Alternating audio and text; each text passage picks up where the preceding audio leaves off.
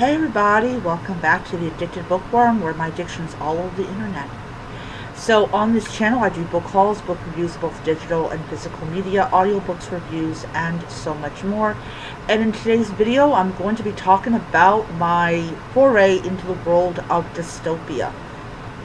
Alright, so yesterday I did a video about why I'm not really a fan of modern day dystopians, mainly because they don't really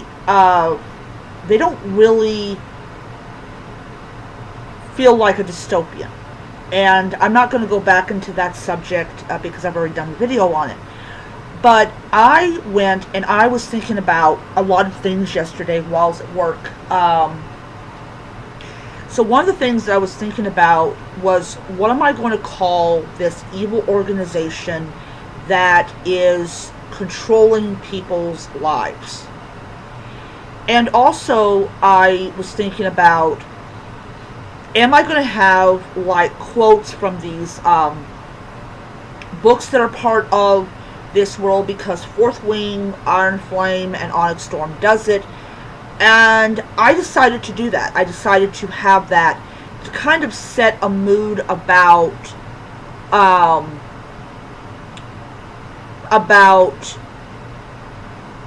what these places are like. So I was actually looking at how many words are in a dystopian book, and I found out that they're between 60,000 and 120,000 words. Now, I really do not want to write 120,000 words. I don't. Because this is not going to be a standalone book. This is actually going to be part of a duology. So definitely I'm not going to have essentially two books. two books in one book. So that would kind of defeat the purpose of it being a duology. So I discovered that if I write 1,000 words a day in 70 days, I will hit it. And that would actually be the next to last day of May. May would actually be the day that I would actually be done with the book. So that's what I'm going to do. And also, I'm not going to have these super long chapters unless it calls for it. So the first chapter actually only has 6 pages in it. So why did I decide to write a dystopian fantasy book? Well, first of all, I love writing fantasy, and I think having magical creatures in a world that has this oppressive government is absolutely amazing. So when I go and I sit down to it, I will admit I did have a little bit of problems starting the book, because I didn't know, am I going to start the book in this dystopian city known as the Dark Cities, because there's nothing bright coming out of these cities. And that's what the Queen calls it. The Queen calls these dystopian cities, dystopian worlds, the Dark Cities or the Dark Worlds. But right now she just calls them the Dark Cities. You also get a feeling, and I do talk about this in the first chapter, of these desolate, decaying remains of these huge, large, impressive metropolis. And also the feeling of like there's no food. In these dystopian cities, there's hardly any food. There's hardly any food. They grow food, but they only grow enough to ensure that nobody dies. We're also introduced to the idea of the killing fields. And these are fields that are just scattered with bones.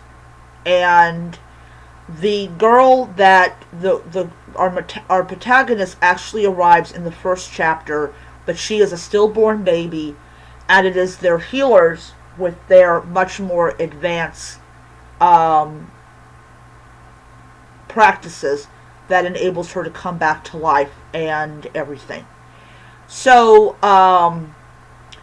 so you definitely have this city that has these, mages and witches and magical creatures and stuff like that, and they are in um, their own kind of world. And in that world, the the population is just, I wouldn't say just like in a dystopia, but there's a reasoning behind it.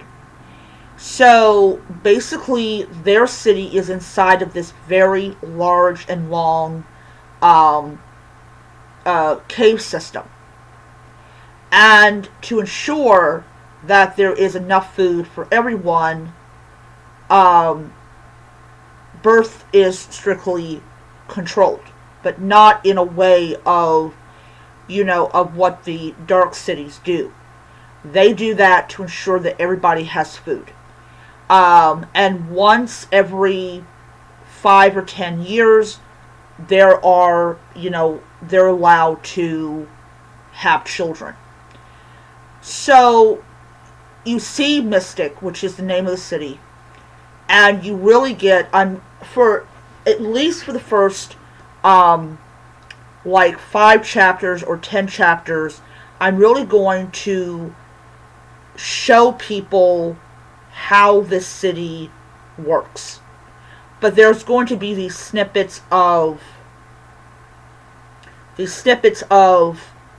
um of what these dystopian worlds, or this dystopian world, is like, and everything. So that's what I'm doing. That is definitely like what I'm doing. I'm definitely going to do that. So for the first like 10,000 pages, you're going to get that happening.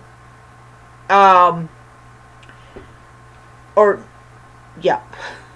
the 10,000 words.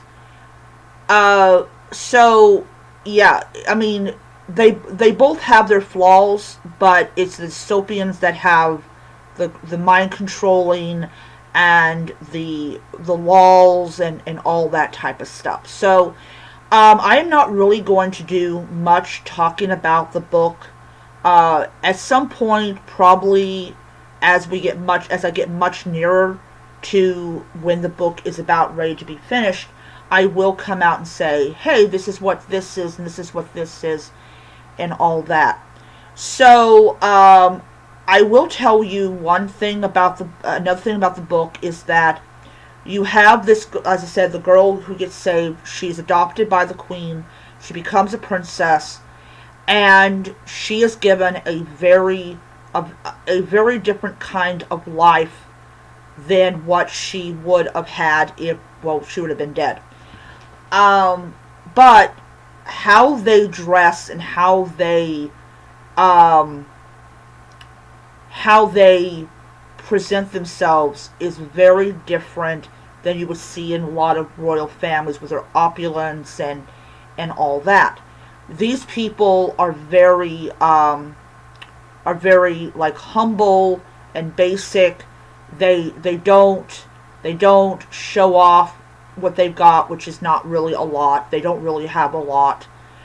They do rely heavily on trade. There are these traders that actually go through these tunnels that lead them to different parts where there's different goods that they do. So like they'll get goods from Mystic or from other magical mountainous areas or kingdoms, and they will trade it in for something that these cities need. Also, the difference between Mystic and a lot of the other magical communities or magical worlds is that there's no electricity. So everything is refrigerated by magic. Everything is done by magic. But they also are very well aware of like what's going on in these dark cities because they have ways of finding out what is going on there. Also, they are absolutely immune from the type of brainwashing and programming that these cities are known for. And so, as we progress in the story, even though she knows that her real mother is dead, she still feels like that she has to go and see the place where her mother lived. And this is when, of course, she is introduced to this dystopian world that is very different than what she is accustomed to and everything. And so, I don't know anything beyond that. I do not know anything beyond that. I'm kind of like, you know, playing it by ear and everything. But, yeah. So, when I get done with it, I will talk about things like the Hidden Council and about some of the laws that the cities follow and all that type of stuff. So I am going to end it here, and I will see you guys next time. Later on today, I will work on another 1,000 words. Yeah. So I will see you guys next time.